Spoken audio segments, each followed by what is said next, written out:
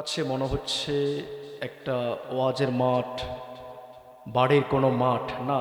হাদিসের ভাষায় এটা হচ্ছে জান্নাতের বাগান, জান্নাতের টুকরা।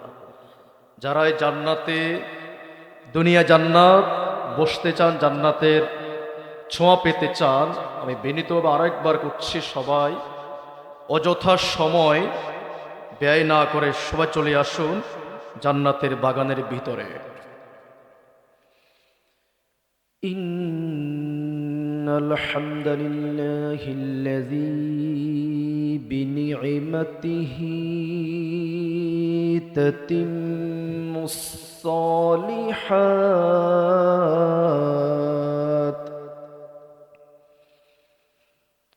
الذي علم القرآن نستغفره ونتوب إليه وأشهد أن لا إله إلا الله وحده لا شريك له ونشهد أن سيدنا ونبينا وبشيرنا وحبيب ربنا وطبيبنا وطبيب أرواحنا ومولانا محمدا عبده ورسوله الذي أرسله بالحق بشيرا ونذيرا وداعيا إلى الله بإذنه وسراجا وقمرا منيرا فقد قال الله تعالى في كلامه المجيد وفي فرقانه الحميد সবাই কোরআনের ভাষা, কোরআনের আয়াত সবাই মোহাব্বত আমার সাথে পড়ুন। আউযু বিল্লাহি মিনাশ শাইতানির রাজীম বিসমিল্লাহির রাহমানির রাহিম ইন্নাল্লাহা ওয়া মালাইকাতাহু ইউসাল্লুনা আলান নবী ইয়া আইয়ুহাল্লাযীনা আমানু সাল্লু আলাইহি ওয়া সাল্লিমু تسليما اللهم صل على محمد وعلى آل محمد كما صليت على إبراهيم وعلى آل إبراهيم إنك حميد مجيد صدق الله العظيم। দানারদিয়া হাজী নূর মোহাম্মদ তালুকদার জামে মসজিদের উদ্যোগে ৪১তম তাফসীর কোরআন মাহফিল। আমার পাশে বসা আছেন সভাপতি সাহেব আলহাজ মোহাম্মদ ওয়ালিউল্লাহ তালুকদার, বিশিষ্ট সমাজ সেবক। আল্লাহ তাআলা তার হায়াতের মাঝে যেন বারাকাত দান করে, সবাই বলেন আমিন। কোরআনের পক্ষে থাকলে কোরআন আপনাকে জান্নাতে নিয়ে যাবে, আর যদি কোরআনের বিপক্ষে থাকে আপনাকে কোরআন আপনার বিরুদ্ধে কাল কিয়ামতের কঠিন ময়দানে সুপারিশ করবে আপনাকে জাহান্নামে দেওয়ার জন্য। আওয়াজ করে বলুন, এটা কিসের মাঠ? জান্নাতের মাঠ আর কোরআনের আলোচনার বাগান।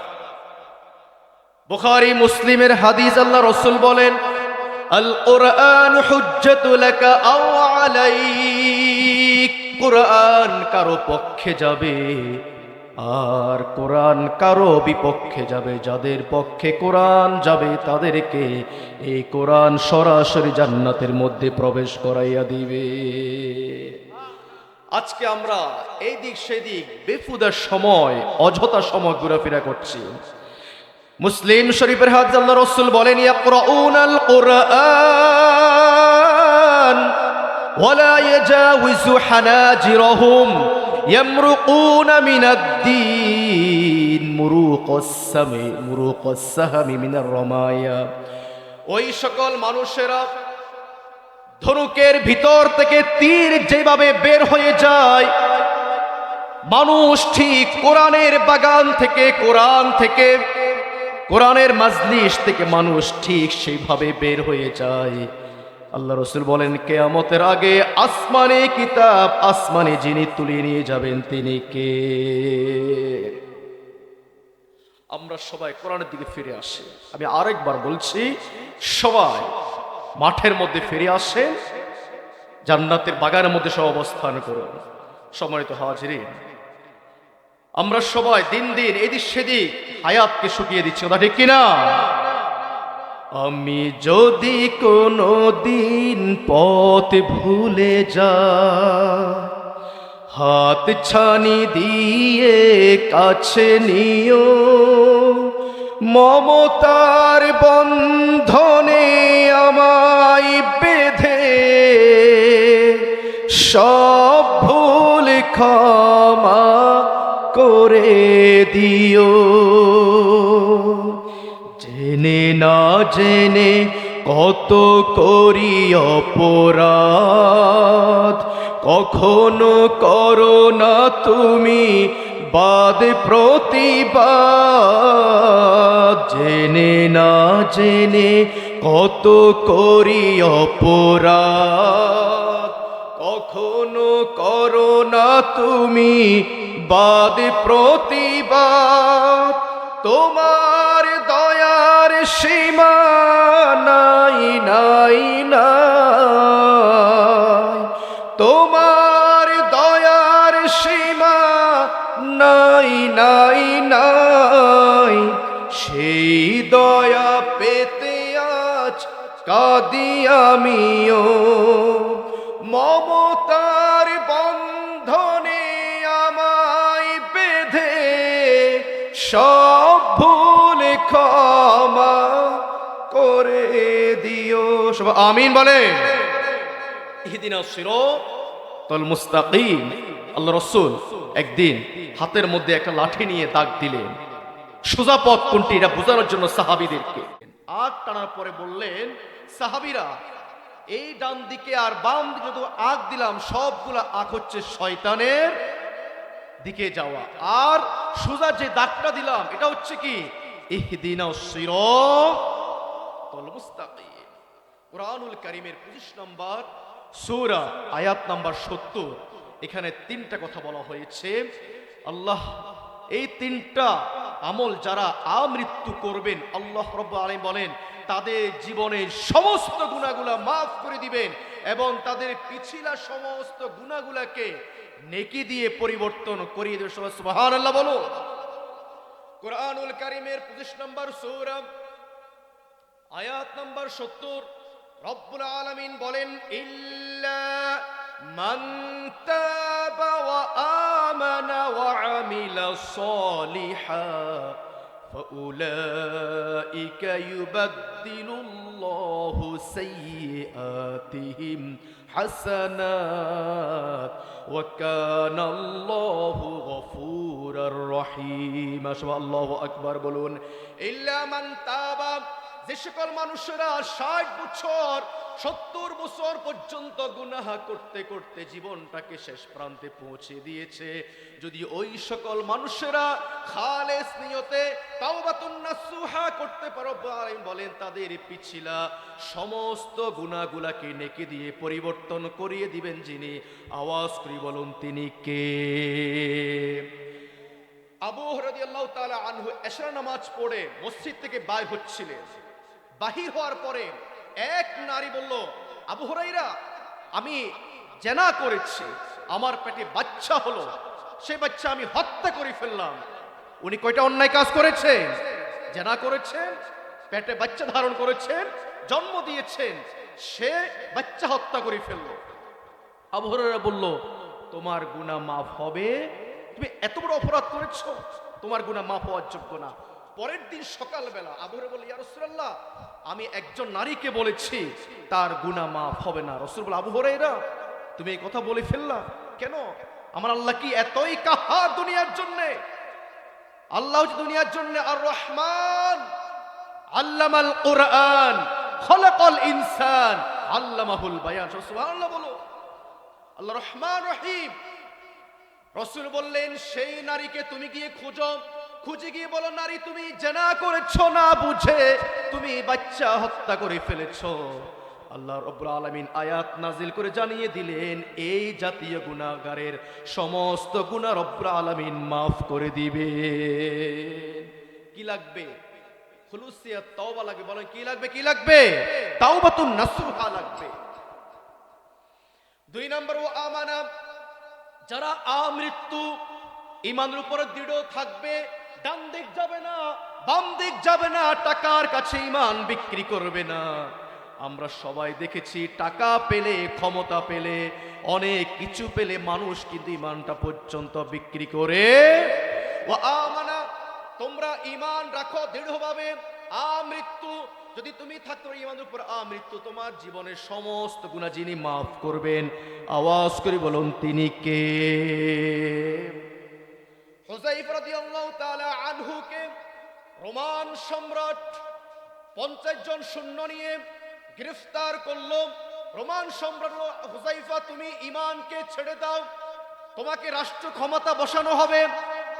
হুযায়ফা বলল, জীবন দিয়ে ফেলবো, তারপরেও তোমার মতন জালেমের কাছে ঈমান বিক্রি করব। হুযায়ফাকে জেলের মধ্যে ঢুকাইয়া দিল। দেওয়ার পরে তাকে খাবার দিয়েছে শুকরের মাংস। কিসের মাংস? তাকে মদ দিয়েছে। সে কিন্তু এক এমন ইমানদার ছিলেন, সাহাবী ছিলেন, সে সবগুলো ছুড়ে ফেললেন, বললেন কিছুই খাবো না, জীবন চলে যাবে, তারপরেও হারাম খেয়ে দুনিয়া থেকে বিদায় নিতে পারবো। এটাই শক্তিশালী ঈমান ছিল। তখন হুযায়ফা রাদিয়াল্লাহু তাআলার সামনে তার সৈন্যদেরকে টকবগে তাদের মধ্যে নিক্ষেপ করছে আর বলতেছে, হুযায়ফা ঈমান ছাড়ো, তোমার রাষ্ট্র ক্ষমতা বসাবো। হুযায়ফা বলল, রোমান সম্রাট, তোমাকে বললাম না জীবন দিব, ঈমানের সাথে কোনো আপোষ চলবে না।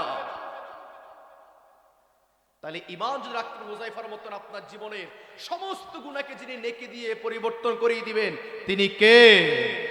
3 নাম্বার, ওয়া আমিলা সলিহা, যারা সৎ কাজ করবে, নেক কাজ করবে, তাদের জীবনের সমস্ত গুনাহ যিনি মাফ করবেন, তিনি কে? রব্বুল আলামিন বলেন কোরআনুল কারীমের 41 নাম্বার সূরা আয়াত নাম্বার 4, সৎ ব্যক্তিদের আমল হচ্ছে 3টি। কয়টি? আল্লাযীনা ইউকিমুনাস সালাতা ওয়া ইউতুনাজ যাকাতা ওয়া হুম বিল আখিরাতি হুম ইউকিনুন। যারা নামাজ কায়েম করবে, যাকাত প্রতিষ্ঠা করবে, আমৃত্যু ঈমানের উপরে থাকবে, পরকালের প্রতি বিশ্বাস করবে, এই 3টি আমল যারা করবে তারাই হচ্ছে সৎ মানুষ। এই কথা কে বলেন? ওয়া আমিলা সলিহা, পুরুষ হোক নারী হোক, যে পুরুষ আর নারী সৎ কাজ চালিয়ে যাবে, নামাজ ছাড়বে না, ফরজ রোজা ছাড়বে না, যাকাত ছাড়বে না, দিন কায়েমের আন্দোলনে একত্রিত হয়ে আল্লাহর জমিনে দিন প্রতিষ্ঠা করার কাজ যারা স্বতঃস্ফূর্তভাবে সাড়া দিবে, এই সকল মানুষ সবচেয়ে বড় সৎশীল মানুষ। পুরুষ হোক নারী হোক, আল্লাহ বলেছেন আমি তাদেরকে সুন্দর একটি পবিত্র জীবন দান করব, আনন্দময় জীবন দান করব। শর্ত হলো তোমরা সৎ কাজ চালিয়ে যাও, আল্লাহর জিকির ছাড়া, আল্লাহর ফিকির ছাড়া, নেকি ছাড়া এর বাইরে তোমরা কোনো হারাম কাজ করবা। রব্বুল আলামিন বলেন কোরআনুল কারীমের 97 নম্বর সূরা 16 নম্বর সূরা আয়াত নম্বর 17 বলেন, মান আমিলা সলিহান ফালিনাফসিহি ফালানুহিয়ান্নাহু হায়াতান তাইয়্যিবা, যারা সৎ কাজ করবে ওই সকল মানুষদের জীবনকে যিনি পবিত্র আনন্দময় করে দিবেন। মুহাব্বত করি তার নামটা আরেকবার উচ্চারণ করুন, তিনি কে? ওয়া আমিলাস সালিহা, তুমি সৎ কাজ করো, নেক কাজ করো, যদি করতে পারো আল্লাহ ওয়াদা দিয়েছেন সর্বশেষ আয়াতের ভিতরে, ফাউলাইকা ইউবাদদিলুল্লাহু হাসানাত সাইয়্যাতিহিম হাসানাত, ওই সকল বান্দার পিছলা সকল সাইয়্যাতকে রব্বুল আলামিন হাসানাত দিয়ে পরিবর্তন করিয়ে দিবে। সুবহানাল্লাহ বললেন না? আল্লাহ অন্য আয়াতের মধ্যে সূরা আনকাবুত আয়াত নাম্বার 19 নম্বর সূরার মধ্যে আল্লাহ বলেন, ওয়াল্লাযীনা আমানু ওয়া আমিলুস সালিহাত লানুকাফফিরান্না আনহুম সাইয়্যাতিহিম ওয়া লানাজজিয়ান্নাহুম আহসানাল্লাযী কানু ইয়ামালুন, যারা ঈমান আনবে, সৎ কাজ করবে, আল্লাহ ওয়াদা দিয়েছেন তার গুনাহ মুছে দিবেন, তার পিছলা সমস্ত গুনাহ মুছে দিবেন। শিরকের গুনাহ, বিদআতের গুনাহ, কবিরা গুনাহ আল্লাহ ইচ্ছা করলে আল্লাহ তিনটা কাজ করলে আমি তার এই জাতীয় সমস্ত গুনাহগুলো মাফ করে দেব। আওয়াজকে বলুন সুবহানাল্লাহি ওয়া বিহামদিহি। যেখানে আল্লাহ বলেন শিরকের গুনাহ মাফ হবে না, আইয়ুশরাকা বি মা দুনা যালিকা মান ইয়াশা ওয়া মান ইউশরিক বিল্লাহ, শিরককারীর জন্য আল্লাহ জান্নাত হয়ে যায়। আল্লাহ সেখানে বলেছেন শিরককারীর গুনাহ মাফ, কবিরা গুনাহ মাফ করবেন। তিনটা আমল করলে 60-70 বছর হায়াতের সমস্ত আমল করো। আওয়াজ করে এক নাম্বার কি?